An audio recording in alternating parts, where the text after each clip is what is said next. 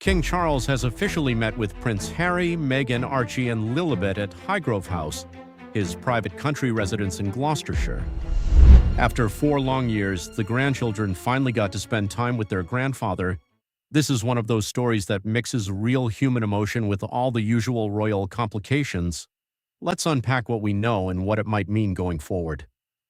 At the heart of this, it's a grandfather reuniting with his grandkids. That's the part that feels really touching. King Charles has been undergoing cancer treatment, so this reunion must have been incredibly meaningful for him. 4 years is a long time in the lives of young children. Hopefully Archie and Lilibet got to run around those beautiful Highgrove gardens on a sunny day and just have a normal family experience with their grandpa. But as we all know, nothing with Harry and Meghan is ever straightforward.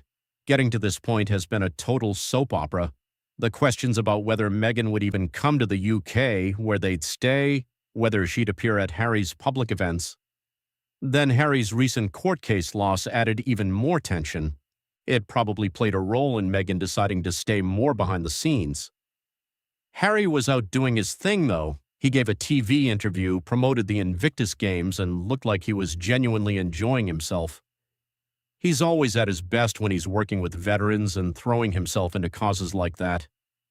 It was smart that Meghan skipped the Invictus launch. The focus stayed on Harry and the games instead of turning into more media frenzy. The big question everyone is asking now is whether this meeting will actually stay private. That's going to be the real test for Harry and Meghan's relationship with the rest of the royal family. If they can keep the details quiet and not turn this into another public story, book chapter, or documentary, it could mark a real step forward. Maybe even open the door to better communication with the king and possibly William down the line. From the royal family side, this was always going to be handled as a strictly private family moment. But with Harry and Meghan, there's always that lingering worry that details might leak or get used later. That possibility hangs over everything. On the positive side, it's great to see Meghan showing interest in maintaining these royal connections, even privately. It shows there's still an olive branch there. But it also raises other family questions. If she's so focused on rebuilding links on one side, what about her own father, Thomas Markle? The Markle family has had plenty of its own drama over the years. Repairing relationships is hard, but sometimes it's worth the effort for everyone's sake. Some royal watchers are feeling a bit conflicted about this. On one hand, it's wonderful for the children and for the king. No one should deny those kids time with their grandfather. On the other hand, at Arhie, after all the damage and public criticism the Sussexes have directed at the institution, this feels like a pretty big PR win for them. They get to re-establish royal credentials while no longer being working royals. It's understandable why that sticks in the throat for some people. One thing this visit makes clear is that the endless security debate might be more complicated than it seems. At Highgrove, with so many royal family members living nearby the Princess Royal at Gatcombe, other relatives in the area, there's already a strong security presence.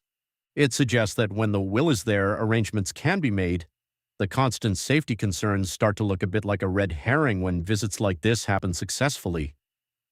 It's also interesting that Meghan didn't join Harry for the more public Invictus events. Some see that as her avoiding the spotlight when the publicity isn't glowing. Harry seems to shine in these environments, and it makes you wonder what could have been if they had stayed in the UK and found a way to make the royal life work for both of them. He was clearly in his element supporting a cause he's passionate about. Still, this meeting at Highgrove is significant. The Duchess of Sussex back on British soil and on royal property after everything that's happened, that feels like a notable moment in the ongoing royal story. Overall, let's hope this is the beginning of some genuine private healing. Family matters, especially when health is involved. The kids deserve a relationship with their grandfather, and the king deserves these moments of joy. But the proof will be in what happens next. Can they keep it private? Can trust start to rebuild? Or will this become more public drama down the road? I want to hear what you think. Is this a real step toward reconciliation or just another chapter in the Sussex royal soap opera? Drop your thoughts in the comments. I read as many as possible. If you enjoy these balanced royal discussions, give the video a thumbs up share it with fellow royal watchers, and subscribe for more. We've got plenty more coming on this story and everything else happening with the family. Thanks so much for watching Rogers Talking. Stay kind in the comments, and I'll catch you in the next video. Take care.